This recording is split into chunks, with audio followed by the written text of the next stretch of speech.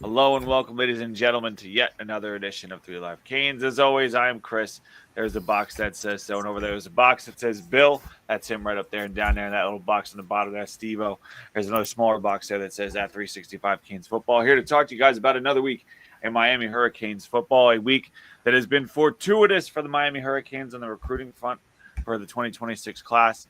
Nothing will become official for another 8 months. But, hey, we're rolling right along. And anytime you get offensive linemen, it's always going to be a good day, especially with the kind of staff we have. We'll talk about that, talk about how spring is going for some of our top guys. But before we get to all that, as always, Bill, how are we feeling tonight? I'm big chilling. Big time O-line commits, last week and then a couple hours ago, which is rare for a Wednesday. We usually get those on Thursdays and then we have to follow up 6 days later, but good to get some fireworks today. Yep, got a little bit. Something to get us fired up right before I jump on for the show. Steve, how you doing? Doing good. It's, great Wednesday. My little brother just set a record out here at Carter Park in track. It came from there. It's been a great day. You get a commit.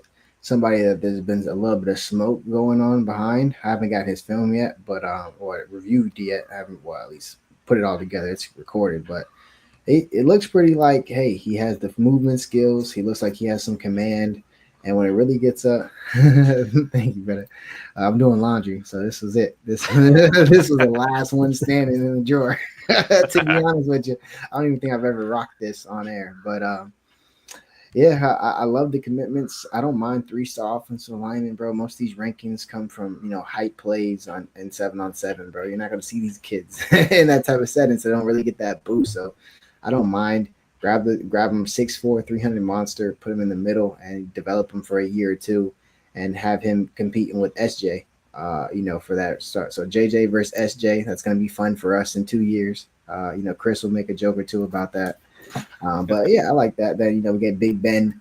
And think about it. I mean, bro, all 6'3" plus, 300 plus. I mean, the direction of the offensive line is heading that. It's not even heading that way. It's there already. Pretty much, they've overhauled. Multiple positions have been overhauled. DB just got overhauled, but it's so fast because it was all portal. But bro, like class after class now, Mario Cristobal has signed like 6+, 300 plus O linemen across the board. So the room looks different. It's overhauled. So we're sticking to that plan. So love to see it. Putting ourselves in a place where we're getting, we talked about it forever, but if you look at a team and they look impressive physically, like chances are that you're going to have an opportunity to compete. And, right now we're trying to get these guys to look like SEC offensive lines and defensive lines.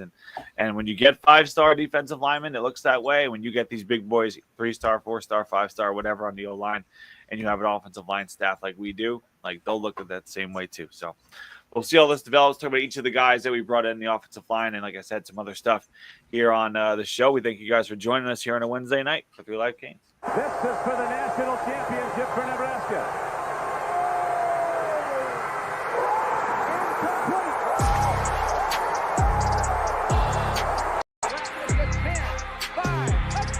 He's a stud, that Brown, number 98.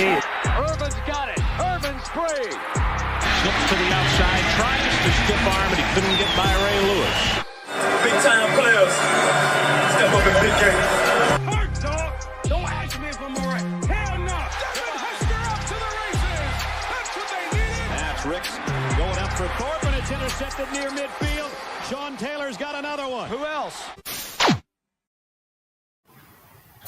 All right, so we'll go in order to talk about the two commits of the offensive line this week. It's only right. We had Joel Irvin commit, a Fort Myers guy, offensive tackle, another one of those dudes that you bring in, big frame, a guy that down the line could be one of those key contributors on an offensive line, especially like getting a talent like that, 3-star, 4-star, like I said, call him whatever you want. But getting Irvin in here earlier in the week, had the opportunity to watch and go through some of his stuff, but we'll go around the room and feel free to jump in the chat. Any questions or comments on that? But Bill, I'll go to you first. Impact of getting, we talk about offensive line in general, but talk about getting a guy like Joel Irvin at this point in the process. Yeah, it's kind of almost fitting right into what Mirabal wants, right, on the offensive line. Just huge, 6'6", like 330. He's a guy that's been blowing up, right? I don't think the recruiting rankings have necessarily caught up to that yet. Recently decommitted from Louisville, so they kind of came down and found a gem, so to say. But once kind of Miami put on the press or the full court press, that was a wrap for them. But how can you say no to playing for head coach that was an offensive lineman and that is his specialty? But just again, big guy, people mover. Going to be, not even though he's a 3-star right now, I think he's one of the cornerstone guys of this class. And, the offensive line is absolutely loaded this year. But he may, regardless of ranking, may be, one of the best that, comes out of this class. Sean F. pointing out an 80-plus inch wingspan. And if you guys followed anything about the NFL draft class this year, one of the big concerns is guys with, lack of arm length, lack of wingspan in the draft rankings. So you're getting a 17-year-old, maybe even 16-year-old at this point, who's got a wingspan like that. I mean, we're talking some serious business here. But Steve-O, go ahead. What are your thoughts on Joel Irvin? When it comes to the offensive line, I don't try to get too deep in it. When I'm looking at their film, obviously they're going to be manhandling everybody there in front of. That's what a 3-star offensive lineman, 4-star offensive lineman looks like versus normal high school competition. I'm looking at his feet. He can move. He can get to the second level. He can get further than that. One of the biggest concerns when we got a guy like Carpenter, was he going to be able to be as mobile and move as much as Matt Lee did? Because we like to do these screens. We like to get our centers out. We like to get our guards out. We like to even get our tackles. How much times have we seen Francis Mauanoa downfield depleting people? So I look for that. I look for movement skills, size. Obviously, now it's just a standard. You're going to be 6'3 plus, 300 plus, 6'6", 330. I mean, sheesh, that's still big. No matter how much times we sign guys like that after class, you're still like, oh, Jesus, that's a big guy. Yeah. But I look for the movement speed. I like to see, can they get to second level? Because, bro, they're going to break these kids down body fat wise, muscle wise, technique wise. They're going to break them down and build them up. And there's never been a weak point at offensive line after 2022. And that's with replacing different guys. We've had guys step up due to injury that have came up and played immediately. We've had freshmen come up and play. We've had older guys play their best ball, like a guy like, McCoy, things like that. Jalen Rivers, shout out to him, turning into a true left tackle. People thought he was maybe going to have to stick at guard because he turned into a good guard early on. So just constant development and results from the offensive line. So I'm not really worried about it. I think when I look at those traits, I'm looking for the size, the nastiness, the attitude, and most likely, and most importantly, is he nimble? Can he move? Can he pull? We switched blocking schemes. Like we could run a gap out of nowhere and then go zone. And they teach everything and they combo train. So I just think those are the type of guys you're looking for. Guys like he's pancaking somebody 12 yards. He's already pushed that guy to the ground. Push him again. He's just a nasty dude. Yeah, and think about what we've been able to do with guys that came in. Obviously we have the big time guys, but talk about your Markel Bell, a guy that came in, less than hyped in terms of his high school recruiting, but then a guy that was hyped in the JUCO ranks. But to be able to insert him almost immediately into the playing for Miami in major college football games tells a lot about what the coaching staff was able to do in a very short amount of time. So even if you look at a guy, you might say like, oh, well, he's kind of raw. I mean, the coaching staff has shown the ability to make the most out of guys in short order too. So, and get these guys on the field and get them playing and contributing. So certainly an opportunity for Miami to step up and continue to get this. But I want to go back and show something earlier in the film here. This was the play where he was out of your volume. Yeah, this one. So he's over here, gets to the second level. Now this is 23 in the play. So play goes to the other side. 6 seconds later, 7 seconds. There he's still blocking that same guy. It's 10 seconds later. He's still blocking the same dude. Now, a lot of other people let their guys go, but not him. And then watch closely. Give him a little push at the end of the game, a little nastiness at the end of the play there. Guy gives him a push and he goes down. All right, don't flop, man. I like the tenacity. I love it. Don't flop though, fam. You don't gotta do all that. You already scored. Once that extra 15, once that extra point from the one. He reminds me, he reminds me a bit of a Nez Cooper actually coming out. probably similar size. Maybe Cooper was maybe a little bit bigger, who had to, get his body right. So I know he's being projected as tackle, but, it wouldn't surprise me if he also ended up at guard as well, if he at least doesn't grow too much more height-wise. I mean, he was just a lead block on a safety, 25 yards downfield. This guy, he can move. That's all you got to know, Canes fans. It says a lot about what he can do. And we've said a lot, Steve, you mentioned before, guys, we're cross-training everybody at different positions, getting guys out there at different spots and seeing what they can do. So you never really know. But people in the chat talking about it, somebody as well. I think you get these type of offensive linemen to get into the class now so you can go your big fish hunting. I think everybody knows, who are the guys that we're going after on O-line.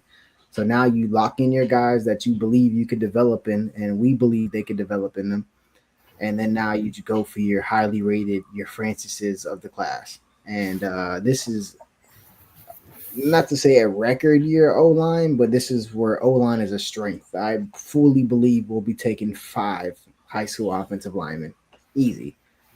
This class, just because you have to. It's the quality of talent. And I believe, to answer Johnny's question, I think Pepe actually said we're co-leaders with USC. So, I mean, if I was USC fan, I wouldn't trust their recruiting, just, seeing how it kind of has been going the last few years. Yeah. They get a bunch of highly recruited, highly rated guys early, and then, kind of falls apart. So, Pepe, definitely in the mix. And then someone asked about the D lineman. Where is it? Tom. Johnny Lincoln was asking about him as well.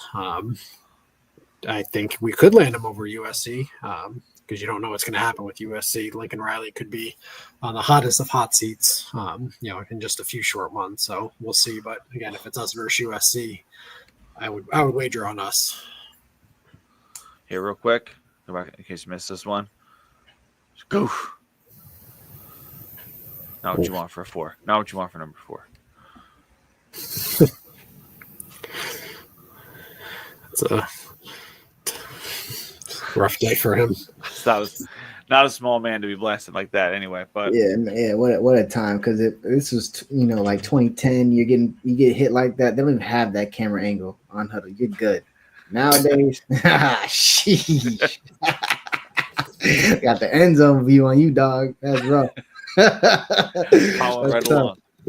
That's tough. Forward, keep your head up, baby. Yeah, well, that's just one half of the Miami offensive line additions from the week. And obviously, it's great to get one, but you get an opportunity to get 2, especially on a Wednesday right before the show. It's much appreciated.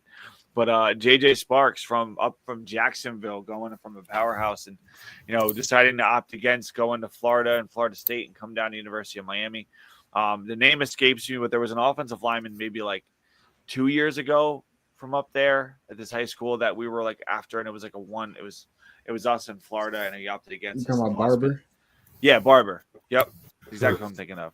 I don't know what his career turned out, but I know that they produced some talent up there. But opportunity for Miami to go up there and grab somebody to kind of show you that state of Miami growing and growing with the offensive line group here. But here, I'll go to you first on this one, Steve-O, and as I throw it up here. What you said before, I kind of talk about it a little bit, but I want to hear a little bit more. Like the impact, we're going for 5 offensive linemen in the high school recruiting class. Like, do you think these are the guys they targeted early because they saw something raw in them and they're like, get these guys in. These guys are going to be dogs down the line, but lock these guys away and then go after the big fish later? I mean, I don't think I think what you're saying is spot on, maybe just a little bit of different verbiage. For sure, I think they are looking at these guys like, hey, these 3 are the anchor interior of the class. I think they all project at center and guard. Maybe Irvin could get some tackle, but I think early on he'll be guard. And it's no surprise what are the positions that our main targets left play. They play tackle. We're in it for the number 1 player in the nation. What does he play? Plays tackle. So that just lets you know where that's the type of guy we're going after to close on the end of the line, the bookends of the line. So yeah, I think it's intentional. And these guys are, Florida guys. We're able to get a lot of eyes on them and get their size, their speed, a really good check on that. They can play versus quicker competition. Usually, sometimes, we're not the biggest state, but we have just more speed and skill at, most positions.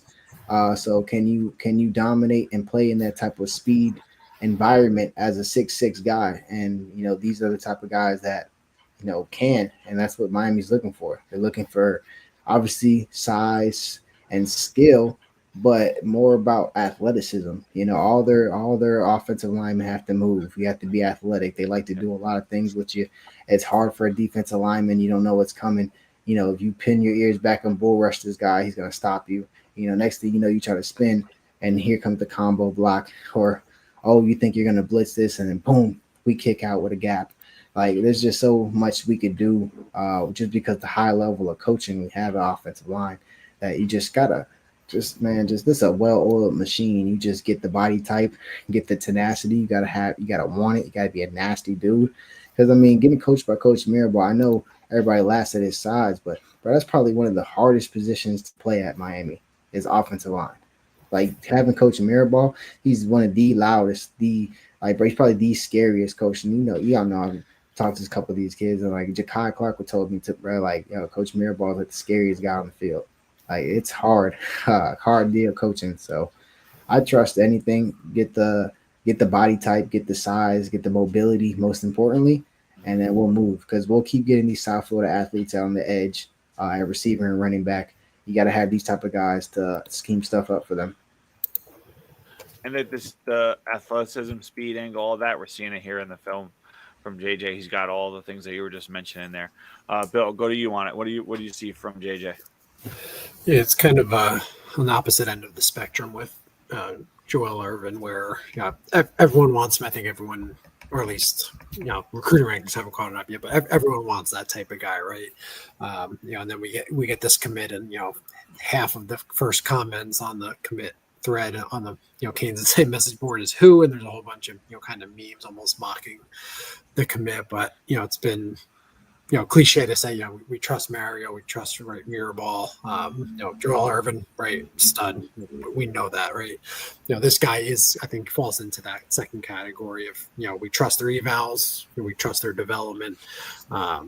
This guy they identified, I think in the thread they said about in January, kind of got on the radar a little bit. So center of the future, we trust the development. He's got the tools, right? Ziva was talking about that.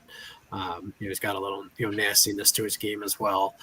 And then what you don't see, or it's hard to tell on highlights, is the high IQ factor, right? So if you've ever right, you hear about people talking about centers, they got to be one of the smartest dudes on the field. So again, we'll see how he continues to develop, but the fact that they took him right now, I think speaks a lot to their evals. And like Steve-O said, we're going to be going big game hunting now that we got a couple of these guys on the boat. With your Jackson Cantwells, your Pepes, Cannon Pickett's, and some other guys out there. So it's going to be a loaded offensive line class. But you need these types of guys to win games, right? 3-star type. They're going to do everything right on off the field, and bring that nastiness into the interior of the line.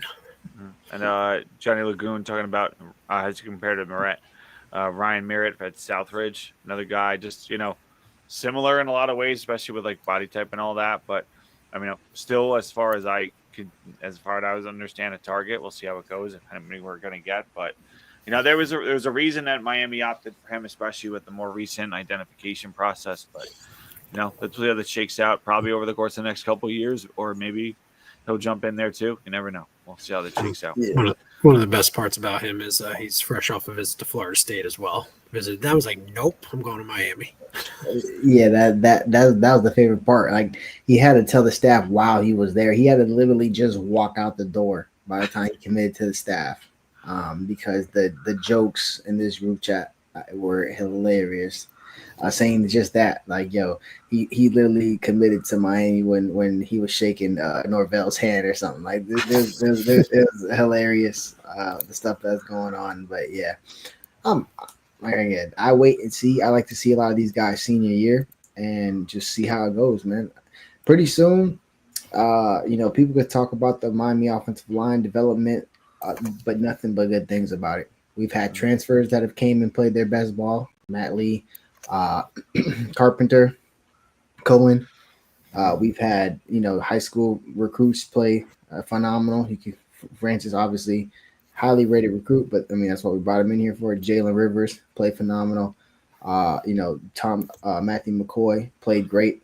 Ryan Rodriguez, very limited snaps, but was the starter beforehand and played well versus Florida. It looks like we're just almost plug and play. There was times where I don't even want to say the kids' names where we were like, oh my God, we have him in that guard, blocking for Jake Garcia getting killed. He's just throwing a pick because he sees a ghost. Or, oh my God, TVD. He's been taking the beating of a lifetime, one of the worst beatings you've ever seen a Miami Hurricanes quarterback take. And it's just like, we're so far away from that 2022 offensive line. And it's just, thank God. So we're heading in the right direction with there. And I think the development of the skills position once on both sides of the ball, once it reaches the development of the offensive line, we might be like favorites for natties like every year. And that's I'm confident in they'll get developed. That the development of the offensive line directly leads to your skill guys being able to develop. Quarterback has time, he's comfortable, he's able to find the receivers, he's able to get passes, and in space. Running backs have holes. Yeah, like it all works. And then offense can stay on the field, so the defense isn't trying to, plug gaps in there when the offense isn't doing anything, and they're right back out there after just 5 minutes. Let's man up. We're playing with the lead, and then we could drop back. Like it's just easy, complimentary football. You'd love to get to it. Saying, when will it happen? In low key, I think it could be this year. Because if the receiver room has anywhere near the production of last year, and obviously I'm not saying they're going to have the same amount of production. I don't think we'll throw it for as much yards without Cam Ward, and maybe we run the ball a little bit more because we have Jordan Lyle and and Fletcher, and Carson Beck's coming off that injury. Maybe we get him going slowly. But I mean, maybe not. We got Notre Dame. Let's bomb them boys. But we got it, man. I think this is the year because the receiver room, they're all other than CJ Daniels. Everybody else is gonna have to step up. So and then tight end, Lofton, we brought him in here. I mean, I think this is the year we see the development at certain positions. I mean, DB, we just revamped that whole room for the transfer portal. But look out for Markeith Williams. I think he's going to play a lot this year. I really do. He's playing well. I had another interception I saw in the scrimmage. He's playing really well. Zaquan's getting it better every day. OJ obviously was a true freshman. Damari Brown was obviously good as a freshman. Missed out last year. Now he's coming back on strong. So I think the development is getting there at certain positions. We just had injuries that stopped you really from seeing it. And then kind of a log jam at receiver with upperclassmen. Horton was a third-year guy. Sam Brown was a fifth-year guy. Restrepo, fifth-year guy. Jacoby, fourth-year senior.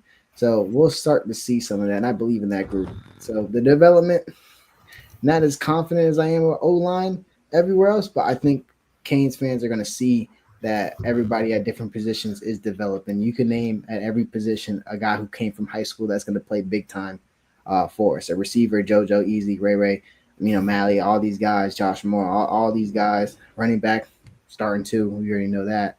Yeah. DB. We already talked about OJ. Talked about Zaquan. So the development is going to be there. We just got to see it now because now there's a little bit less transfers to hide behind. A lot of these recruited talent is their year. The guy's gonna have to, be that guy this year. That second, third year group has to find a way to step up. We'll go ahead, Bill. Yeah, the offensive line, I think it helps, keep the floor or, raise the floor a little bit year over year. You may have, misses at whatever, receiver or lack of development at a certain position, receiver, running back, quarterback, whatever the case is. But, if your offensive line is consistently good, right, just good nationally, that will help you not to have those types of years where you were set to a 6-6 or worse, or like a 7-5, right? So long as the defense as well. But so I think we're gonna have a really good offensive line this year. Maybe top 5, top 10. Maybe we can get into that top 5 as well. But when you bring in a guy like Carson Beck, right? If he was playing behind like Florida State's offensive line last year, right, he's going to look absolutely terrible. But if you put him behind a good offensive line, with some key weapons, even if it's proven, he's going to have a very good chance to be successful. And that means, the team will be successful as well. So, it's 2025 and the offenses are exploding, but, the game is still won on the offense and defensive lines. Yeah, and some things have popped up in the chat about the lines. Charles King saying what happened to Samson Okunlola. Pancake. We got to just see. We'll see how it come out for fall camp. He played a little bit last year towards then. You got to remember he kind of didn't get to develop his whole freshman year, towards ACL. Then had a rehab get back last year. So I don't think we've really seen the best out of Pancake Honcho. Right now he would be on track for year 3. His body would be the best. He's a little bit behind that schedule due to the injury. But this should be his best spring, his best fall camp, if you're looking at it, because there's some spots spoken for on O-line, and he's one of those ones that there might not be but one chair left. You better jump on that thing, man. Yep. And we, the idea that he was hurt, had to read it, can he get back to where he was? And already when he was coming in, we talked a lot about how much he needed to develop as it was, coming from where he was coming from compared to Francis and what he was coming from. Francis was primed and ready to roll. Yeah, going against 5 stars every day at IMG. Yeah, it was a whole different conversation, and then the injury and then pushing him back that way. So, it's a very different conversation. But speaking of Charles King on another comment I thought was really important to put up here. If Maribel is so smart, why Francis still at right tackle? It's not 2003 anymore where we're splitting up the tackles where left side is our athletic pass pro and our right tackle is our big mauler guy. I mean, it's a very different world out there. Look at where some of the highest paid guys play tackle in the league. Because Markel Bell could be a first-round pick at left tackle. That's why. And Francis' game mirrors best for being on the right side, even in the running game. So that's just what it is. Yeah, we are fine with it's all about getting your best 5 out there. And if you think moving Francis to left tackle is going to get you your best 5, who knows? You could be right. I'm not always right, but I don't think that would be the way I'd go at it. Very reasonable. Something else, probably. Kirk just asked a good question. We'll get back to that, Kirk. It does relate to this, though. CF Kane fans, switching over to the skills, loved Ray Ray's interview after practice. Seems like he's dialed in. Steve, thoughts on Ray Ray's interview and also where he kind of fits in that room? I just think he looks faster, man. He really does. I've seen him again since last time we talked about him at that practice, and he just looks faster, man. He looks like he's out there electric, making plays. He's making kids look slow, compared to him. That's the type of juice that we were missing at South Florida Speed. I don't know. He put on a little bit of weight last year, about 15 pounds, but still quick and fast. But he didn't look nowhere what he's looking like right now. He is rolling. I don't know what the MPHs are or what the catapult tell you, but my eye test, damn, Ray sliding. He is moving good. He's catching the ball confidently with his hands. He's had some drop issues that come out in camps that they'll say, oh, Ray's got to be a little bit more consistent, blah, blah, blah, whatever people say. But I ain't seen him drop a pass and multiple times that I've been there, and he looks juiced up. He looks juicy. He's flying around making plays, so I'm happy for him. A lot of this day and age, player with his pedigree coming in, they probably would have transferred after not really playing much their first 2 years. Yeah. Even if you're behind an All-American like Restrepo, it's still just the nature of the game. So I'm proud that he stuck through it, and I'm hoping for him. And honestly, there's always a kid you really, really, really root for, and I think it's Ray. He jumped off the screen, I think, his freshman year, right? I think it was either the spring game or maybe some of the FCS games, whatever it was. But, last year just there wasn't that pop, right? Even on, the kicker punt returns, it just wasn't there. So, maybe it was a weight issue. But if he can, be a guy that is a legit explosive playmaker, that's just another piece that this offense needs. Because we really haven't had that type of explosive guy. We've had really good players. We've had really good productive players, but we really haven't had that guy that, instills the fear of, that deep threat, 4-3 type speed in a little bit. It was that, I guess it would be Jeff, right? When Jeff was at his best. 4.9 kid. Man, you got to see a 4.9 to say yeah. you look like a 4'9". I wasn't gonna put it. Isn't Restrepo a 4'9" Yeah, guy? yeah, Oh. y'all gotta let the Bill. baggy jersey. Yeah, that was crazy. That was crazy, Bill. Bill, come on. I gotta let the baggy jersey stuff go, man. But when you put on like 20 pounds and your body's not used to it, it's different. I think he just looks fast, and I know speed for sure. I have a very good eye for it, and he looks fast. Backing He's up, definitely not one of our slowest receivers. Backing up, playing the role of Bill right now with the negativity about Ray's speed. 4'9", come on. 4'9". Bill can go out and run a 4'9" right now. Come on, back. Yeah, I got Bill. Bill, you can hit a 4'9" or 5'1". I don't think he would go past a 5'1". Oh, I mean, back in the day, me and Chris, we would go to the park and we do like the hand times. I was like in like a 4.55. I was up there in my prime. Now, I'm a good 25 pounds heavier. Bill like a young Braxton Berrios out there, like a Wayne Corbett. Berrios was a 4'4" guy. Like a Brian Hartline type guy out Yeah, there. there you go. Cooper Yeah. Kupp. Yeah, You get what I'm doing, Steve-O. Adam Thielen, baby. Yeah, who's that corner that would be fearing Billy right now? Johnson. Oh yeah. Oh yeah. That's I don't know. Drop it if you know what we talking about with Dunson in the chat. Go ahead and drop it. You're an OG. You've made it through a bunch of iterations of this show. Yeah, geez, that was like what, 3 years ago? You already did that joke. The NC State game. Oh God, I'll never forget it. I'm sorry, dog, but your number 2 white boy cannot be bombing my corner right now. not even your main white boy, dog. You're number 2, bro. You don't got the single digit, bro. What's going on? Yeah, number 86 taking you to school. Bro, blur. God, that was maybe one of the best moments of the show. I think. I can't. Oh man, there's things I can't say on air. People in the section were saying, "Oh God, it's terrible. That's terrible." How do you let that snack of choice do that to y'all?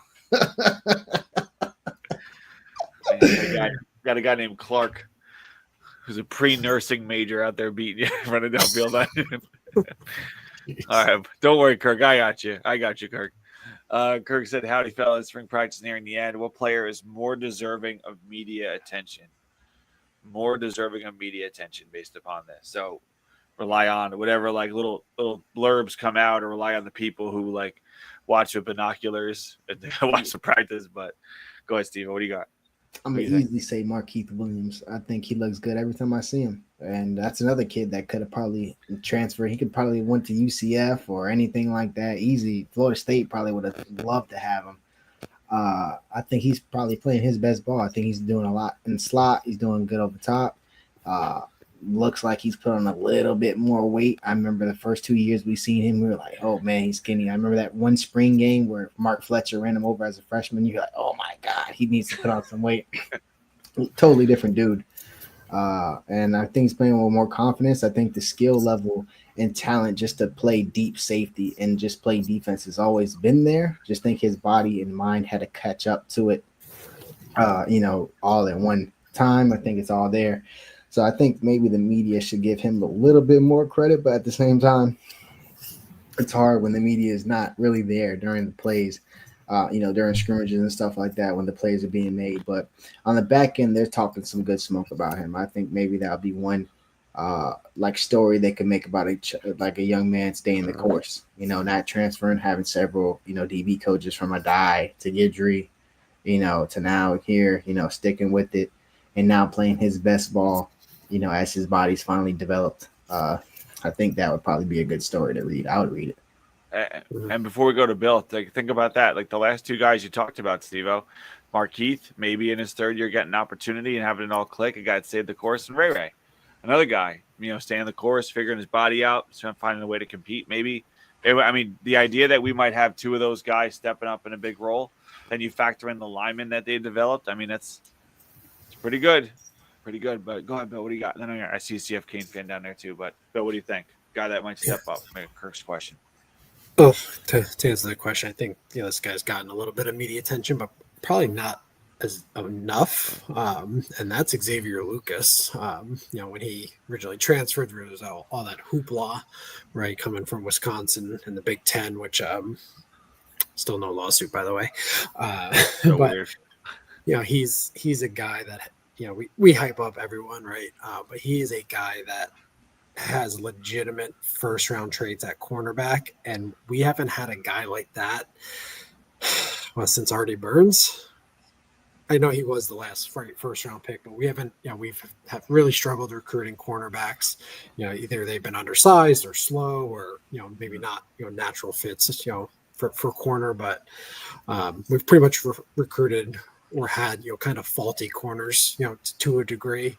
But here's a guy that's big, athletic, fast. Already has a little bit of experience under him, but he's a guy that I think can break that streak for first round corners that we've sorely lacked, right? And we're located in South Florida. It should not be an issue, but it has been. So I think he and even OJ, right? Those two are same age. I think they have a real chance to really turn around that narrative at cornerback for us. Yeah, and throw Damari on there as another sophomore. I know he's a third-year sophomore, but another dude. 3 sophomores, all guys, with body types that the NFL likes, and have proven themselves to some degree. Damari was great as a freshman. OJ obviously great this past year, and Xavier Lucas, you have the same much. Everyone. That's why Wisconsin was so pissed he was leaving. So 3 guys there, all making a look, and really look at that defensive back depth chart between guys that you're hoping make the next step and guys that came in the transfer portal. There's a lot of bodies back there, a lot of dudes back there that could potentially make this thing work. Just a matter of who clicks for the most or the quickest to get on the field, and hopefully they don't lose the job. And then you Canes fan, you threw in this question. Then I'm going to go to CF Cane fan. Who's looking to start next to Wes?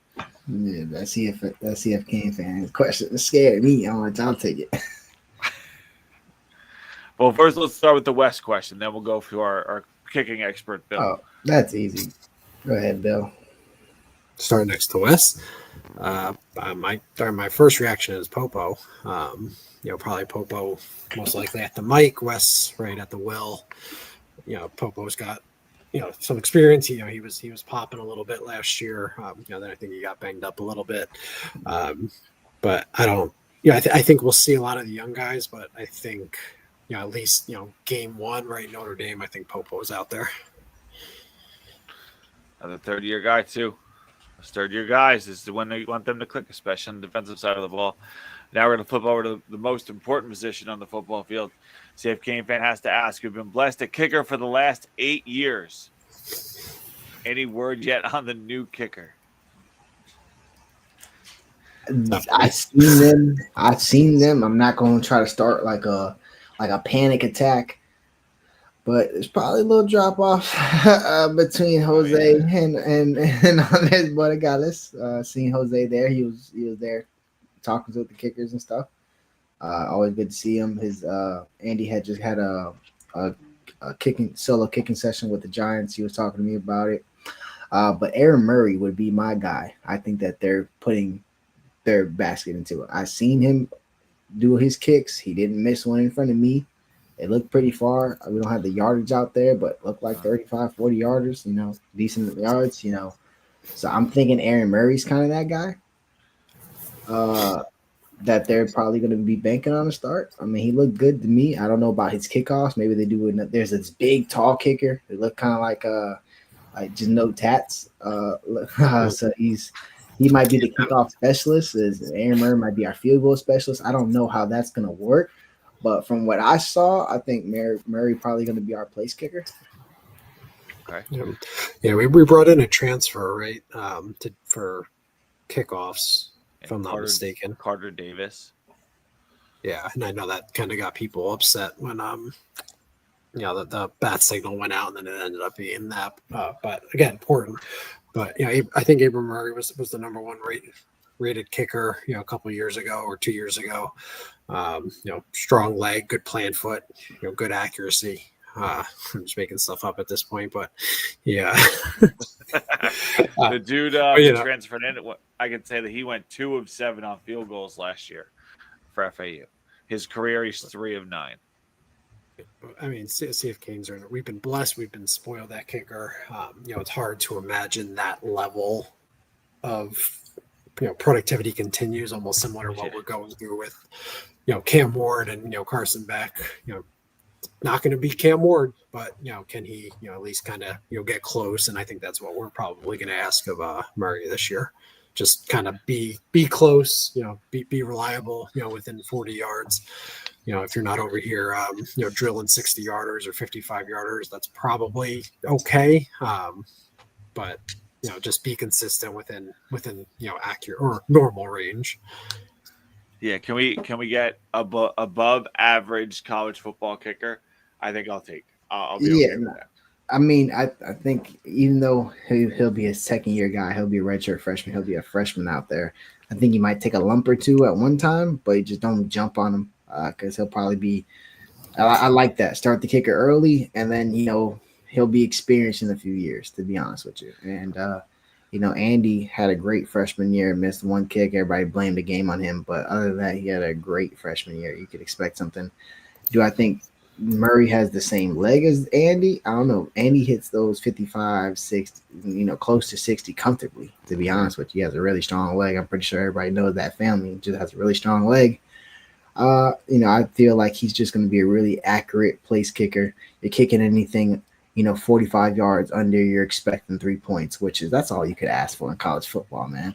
Yeah. We're not talking about as great as the NFL is when it comes to like the kicking game and as great as percentages are and all-time stats or whatever. Still college. They find right now, the best 32 kickers in the world, bro. Yeah. That narrows down more than any other position. Yeah. Like, you get to field goal kicking, that's a very fine line between having a job and being fired for another guy. So. That is in a very elite group of a position, bro. There's not that much out there, bro. They're just not. You could get on it. We've seen quarterbacks get on to teams that we're like, this dude cannot play.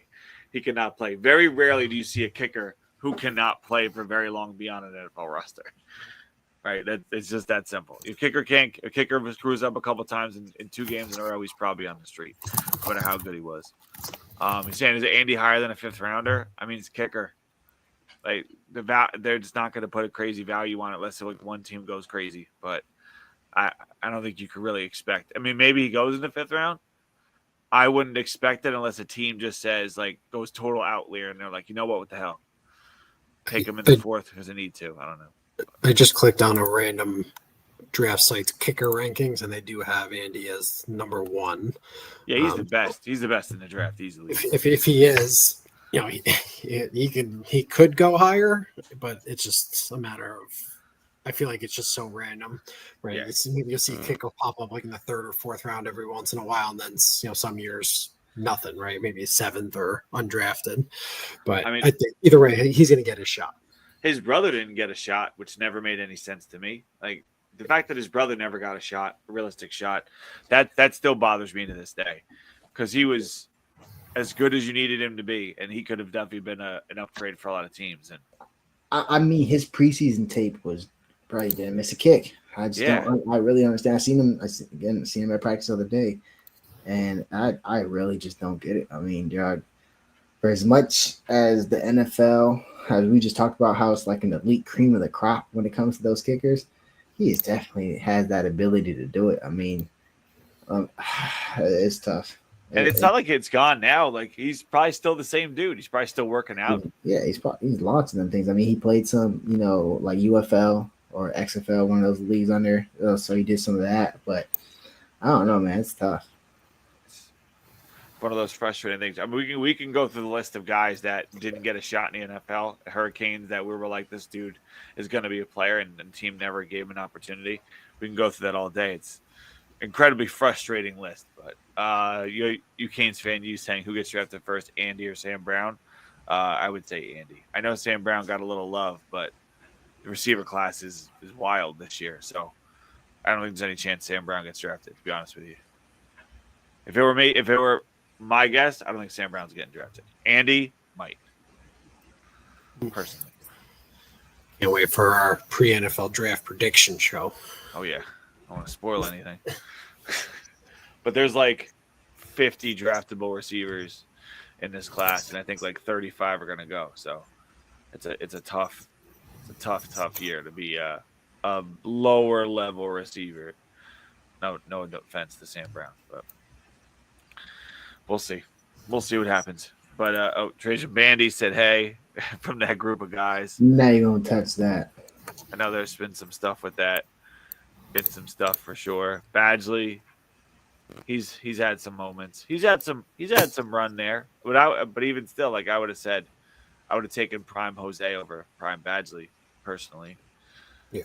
I don't know, bro. That's tough. It's hard. It's hard. But Badgley, that boy's a soldier out here. He was good. I think Jose was as good as it gets. It's just only that 1 year, so it's hard. It's hard. Nobody got that Bosher. No, nobody was the Bosch, man. Dude, punting, kicking, playing linebacker, safety, anything, whatever you needed him to do. Yeah, we've had a pretty good run with Groza. I mean, we're talking about a Groza winner in Borregales. We're talking about the best in the country level dude in Jose. So Badgley was good, but Jose for that year, Jose had the Gerald Willis. There's another dude. Jose had the Gerald Willis Miami career. That's true. I mean, and you win the award, so yeah, it was good, but it's just hard to just when you see a player for multiple years, you get more attached. Fair. Well, on the other point, Gerald Willis, absolutely one of the guys that never got a fair shot, even though he was a terror that year playing D tackle for Miami. Very frustrating. And he never got a real opportunity. Anybody else? Maurice Sykes, obviously, we don't have to go all the way back in time, but Mo Sykes never made any sense that he didn't get a fair shake. One of the great mysteries of the world is the Mo Sykes NFL. And honestly, not to get closer to Steve-O's near and dear to your heart, but Roscoe, if he were in the league right now, I think people would appreciate Roscoe more. Yeah, he could have been used better in the Bills, but they also did have McGahee to hand the ball off too, so that's not a bad idea either. Yeah. Who was this? Was it Losman? Yeah, it was. It was number 11, right? No, he was number 11. Was it the end of Bledsoe, start of Losman? I forget the quarterback for Roscoe and the Buffalo Bills. I think he had like 2. He was there for 4 or 5 years, if I'm not mistaken. But a lot of guys. Then you have guys that you didn't expect to have the NFL career that they had. You know, like a Sam Shields just changing the corner. Sam Shields was almost like a top 10 corner, like 1 or 2 seasons in Green Bay. Like, took a year off for some concussions, came back to the Rams and was like again like a top, corner. Other than like 1 game with Tyreek Hill, but it's Tyreek Hill. Yeah, he had a great run. Frank Gore tearing his knees all up, but still having a crazy run. Calais Campbell still being in the league. Just signed just got a $7.5 million deal at 38 years old. Yeah, Calais Campbell was wearing the unis in these little pictures of Sean and Roscoe. He came in wearing these uniforms, and he's still in the league. People last wore those uniforms 20 years ago. People wore those uniforms 2000 whatever, and he's still out there. Sean Spence, injury, I guess you could say.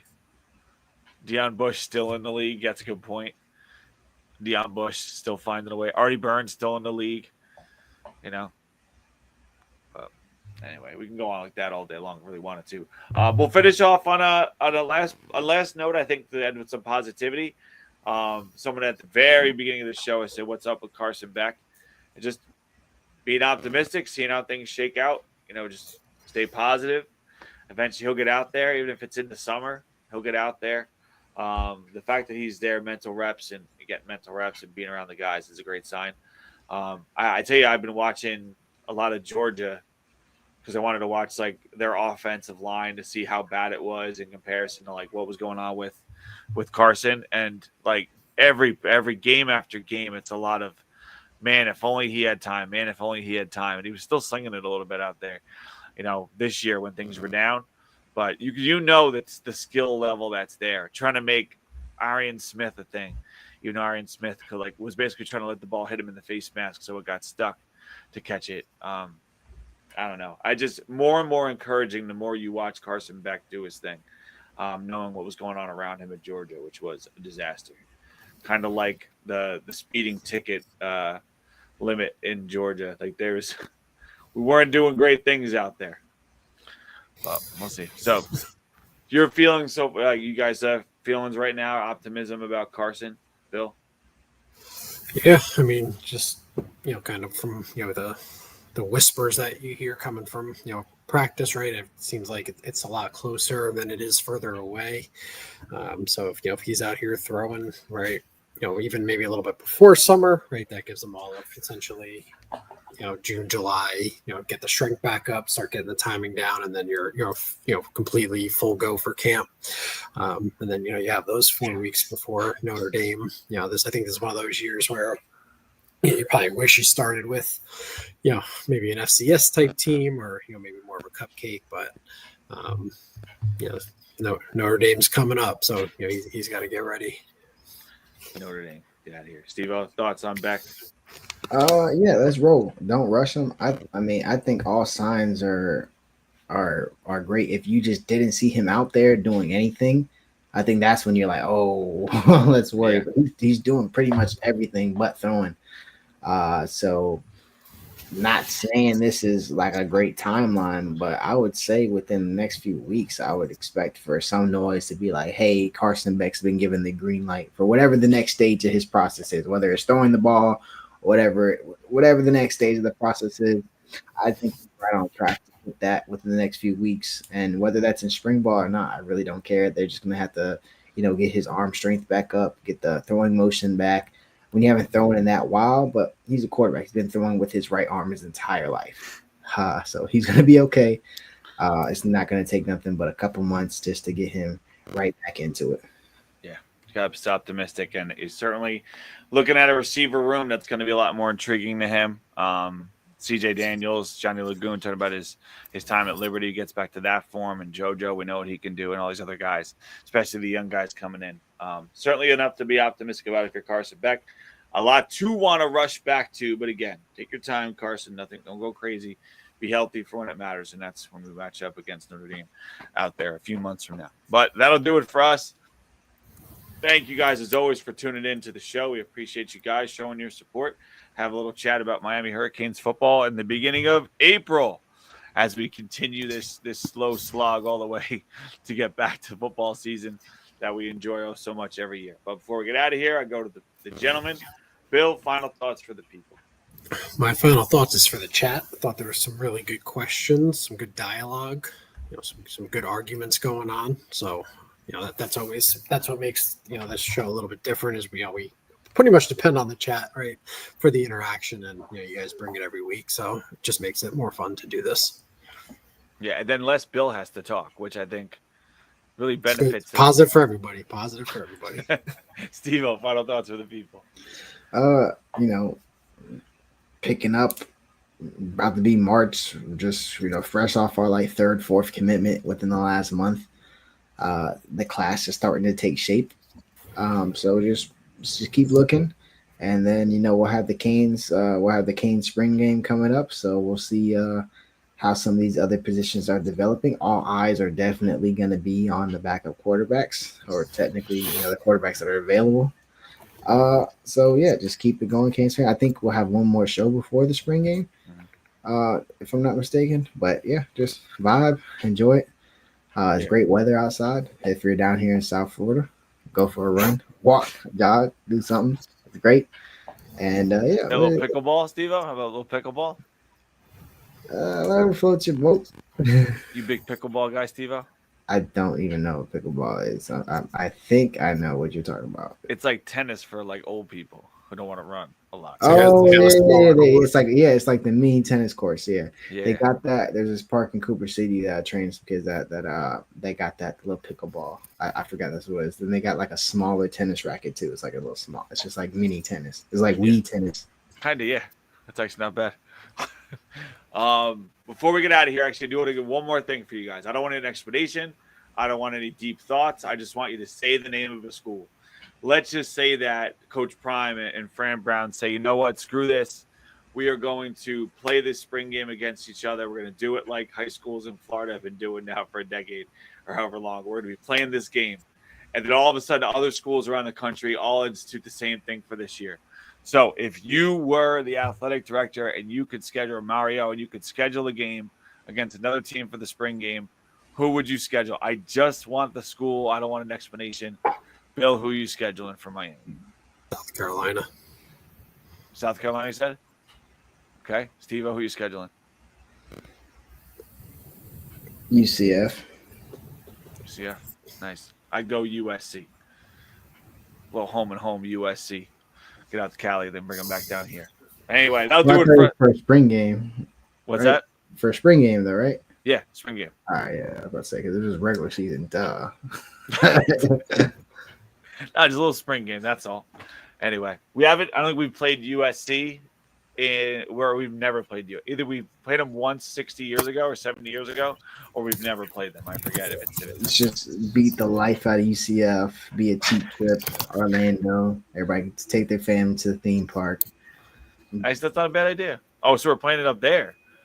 Well, I mean, they'll probably do it both up and back. You know, they'll probably do the first one here and then go up there. I don't think that's a reasonable thing. I don't think, you know, with them being in the Big 12, we probably wouldn't 2-1 them. We could still, but it might just be a 1-1 thing, you know. If they pay for our park passes, then I think we'll be all right. We are 1-1 versus USC. It was like 1951 or something crazy, right? 66 and 68. Yeah, the good old days. Let's see what else we got. Oklahoma in front of Texas recruits. Now they can get down to Coral Castle. All right, but that'll do it for us. Thank you guys so much for tuning into the show. Like Bill said, we appreciate all you guys doing in the chat. It's the lifeblood of the show. We like talking to you guys more than we like talking to each other. No, I'm just kidding. I like talking to Steve-O. But anyway, it's obviously a big part of what we do here, and we appreciate you guys getting involved as much as you can. Don't forget, tune in all the other great content here on Canes Insight. You listen to D-Money and Pete and those guys talk about what they do for the most of the week. And don't forget to come back here next Wednesday for yet another edition of 3 Live Canes as we give you a full-scale preview of the spring game. Full intensity, full-scale preview as we get ready for that. So for Bill and Steve-O, I am Chris. Thank you guys very much. We will see you again next week right here on 3 Live Canes. Everyone have a good night. This is for the national championship for Nebraska.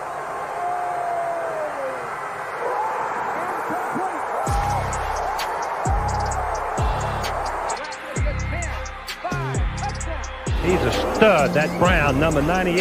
Irvin's got it. Irvin sprayed. Slips to the outside, tries to stiff arm, but he couldn't get by Ray Lewis. Big time players. Step up in big games.